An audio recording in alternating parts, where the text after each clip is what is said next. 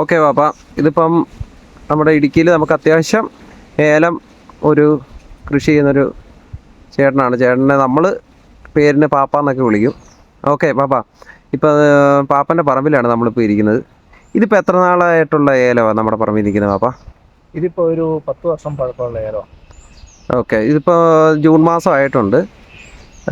എങ്ങനെയുണ്ട് ഇപ്പോൾ കായ്ഫലമൊക്കെ? ഈ വർഷത്തെ കാലാവസ്ഥയിൽ വലിയ കുഴപ്പമില്ലാത്തൊരവസ്ഥയിലാണ്. ഇപ്പം ജൂണിൽ ഇപ്പോൾ കായ എടുക്കാൻ തുടങ്ങി. ഇപ്പോൾ എത്ര തവണ ഇപ്പോൾ എടുത്തു തുടങ്ങി നമ്മൾ?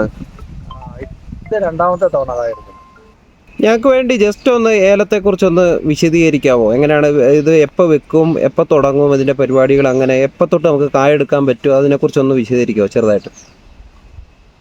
ഇതിപ്പോഴൊരു ജൂൺ മാസം മുതൽ നമുക്ക് തൈയിടിയിൽ ആരംഭിക്കാം. ഒരു 3 മാസത്തിനിടയ്ക്ക് നമുക്ക് വളം ചെയ്ത് ആരംഭിക്കാം. ഒരു വർഷത്തോളം ആകുമ്പോഴത്തേക്കും നമുക്ക് ഒരു പണിക്കുള്ള, അത് അതിനകത്ത് പണി ചെയ്യാനുള്ള വരുമാനം നമുക്ക് അതിൽ നിന്ന് കിട്ടാൻ പാകത്തിന് ജൂൺ മാസത്തിലിട്ട് കഴിഞ്ഞാൽ വരുമാനം കിട്ടും. ഇടുക്കിയിൽ പ്രധാനമായിട്ട് ഉപയോഗിക്കുന്ന ഏലത്തിൻ്റെ വെറൈറ്റീസിനെ കുറിച്ചൊന്ന് പറയാമോ? ഏതൊക്കെ തരം വെറൈറ്റി ഏലങ്ങളുണ്ടെന്ന്?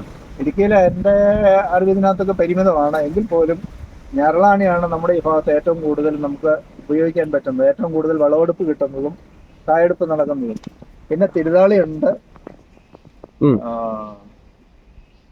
പിന്നെ ഇതിൻ്റെ തന്നെ 9 ബോൾട്ട് ഉണ്ട്, ഞരളാണി 9 ബോൾട്ട് എന്നൊക്കെ പറയുന്നത്.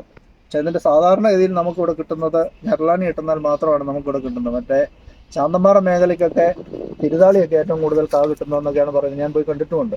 അവിടെ കിട്ടുന്നു, ഓരോ മേഖലയ്ക്ക് ഓരോ ഇതുണ്ട്. ഇത് ബൈസൺമാലി മേഖലയാണ്. ആ ബൈസൺമാലി മേഖലയിൽ ഏറ്റവും നന്നായിട്ട് കായ്ക്കുന്നത് ഞരളാണിയാണ്. ബാക്കിയുള്ള എല്ലാ ഇനവും വെട്ടിക്കളഞ്ഞിട്ടാണ് ഞരളാണി ഇട്ടിരിക്കുന്നത്. അതിന് കിട്ടുന്ന ഇത്രയും ക്രോപ്പ് കയറൊന്നും കിട്ടത്തില്ല. Okay okay.